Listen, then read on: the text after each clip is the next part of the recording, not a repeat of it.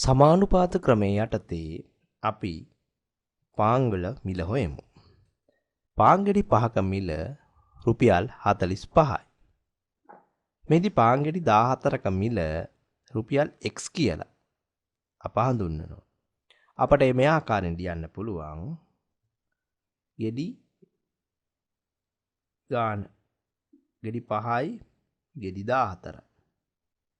ඊළඟට 5ක මිල 45යි 14ක මිල අපි x කියලා නම් කරනවා මේ විදියට. ඊළඟට අප මෙය එකම ඒකකෙන් මනි ලොබන රාශීන් හින්දා මේ විදියට ගන්නවා. 5 බෙදීම 14 සමානයි 45 බෙදීම x කියලා.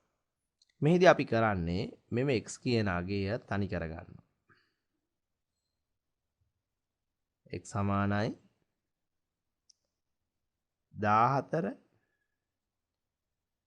වැඩි කිරීම 45 එය 5න් බෙදීම.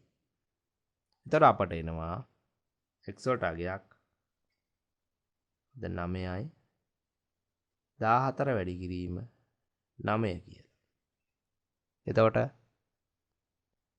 රුපියල් 126ක් එන x වලට ලැබෙනවා වගේ. මෙය පාංගෙඩි 14ක මිල සමානුපාත ක්‍රමයේ භාවිතාවෙන් හොයන හැටි තමයි පෙන්වු කරන්නේ.